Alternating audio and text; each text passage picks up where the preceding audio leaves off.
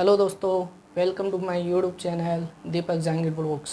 आज मैं आपको एक ऐसी ट्रिक बताने वाला हूं जिससे आप उन संख्याओं का वर्गमूल निकाल सकते हैं जो पूर्ण वर्ग नहीं है। शायद आपने ये ट्रिक पहले कभी ना देखी हो। अगर आपको ये ट्रिक अच्छी लगे तो मेरे चैनल को लाइक, शेयर और सब्सक्राइब ज़रूर करना और बेल आइकन को दबाना मत भूलना। तो चलिए मैं आपको बताता हूँ वो ट्रिक कौन सी है। देखो, मैं आपको ये कह रहा हूँ कि हम उन संख्याओं का वर्गमूल निकाल रहे हैं जो पूर्ण वर्ग नहीं है। पूर्ण वर्ग संख्याओं का वर्गमूल निकालना तो आसान होता है। जैसे 4 एक पूर्ण वर्ग संख्या है, आप सब इसका वर्गमूल निकाल सकते हैं, 2 आता है। ठीक है। जैसे 16 एक पूर्ण वर्ग संख्या है, इसका वर्गमूल आपको पता है 4 होगा।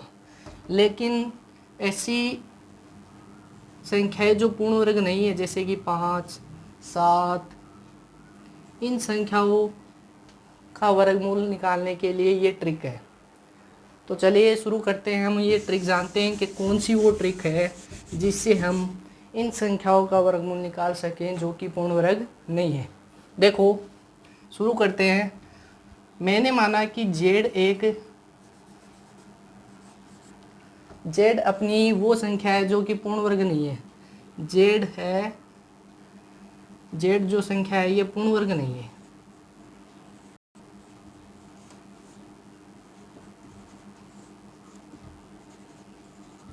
मान लिया कि मैंने जेड क्या है, पूर्ण वर्ग नहीं है। तो इस पूर्ण वर्ग संख्या जो कि पूर्ण वर्ग नहीं है, इस संख्या का वर्गमूल हम कैसे निकालेंगे? हम क्या करेंगे, इस जेड को 2 टुकड़ों में तोड़ेंगे। वो 2 टुकड़े ऐसे होने चाहिए। 2 टुकड़ों में कैसे तोड़ेंगे? जोड़ने या घटाने से। और वो 2 टुकड़े में पहला जो टुकड़ा होगा वो ऐसा होना चाहिए कि पूर्ण वर्ग हो।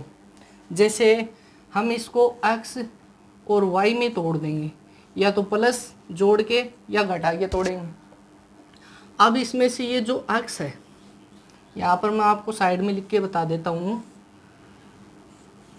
हम इस संख्या का वर्गमूल निकालने के लिए ट्रिक लिख रहे हैं जो पूर्ण वर्ग नहीं है। इसका वर्गमूल निकालेंगे तो सबसे पहले हम इसके 2 टुकड़े करेंगे एक्स और वाई के रूप में, या तो जोड़ेंगे कुछ इसमें या घटाकर टुकड़े करेंगे।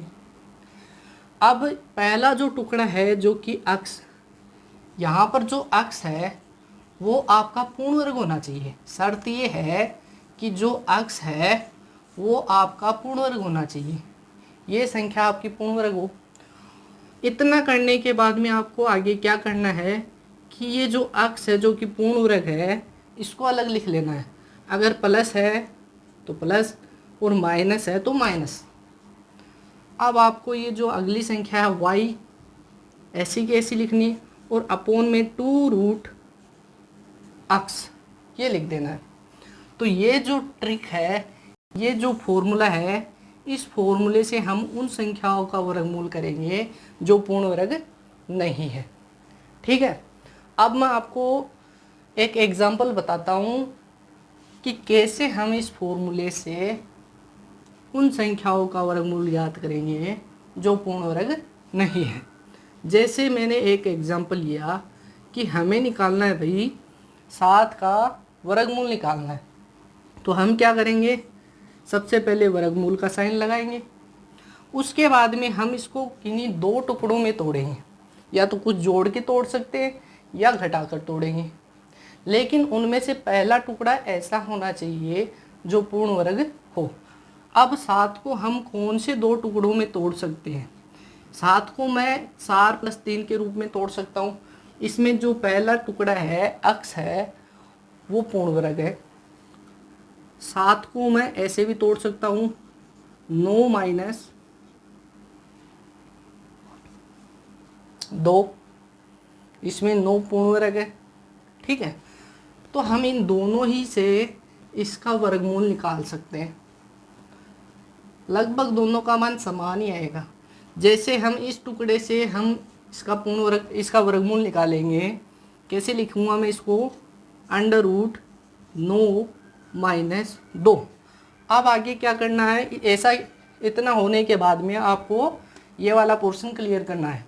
अब इसमें √x यानी x की वैल्यू अब यहाँ पर 9 है तो हम इसको लिख देंगे √9। माइनस है तो हम माइनस का साइन यूज करेंगे। y की वैल्यू यहाँ पर है 2 अपॉन नीचे क्या है 2 रूट x की वैल्यू कितनी है यहाँ पर 9।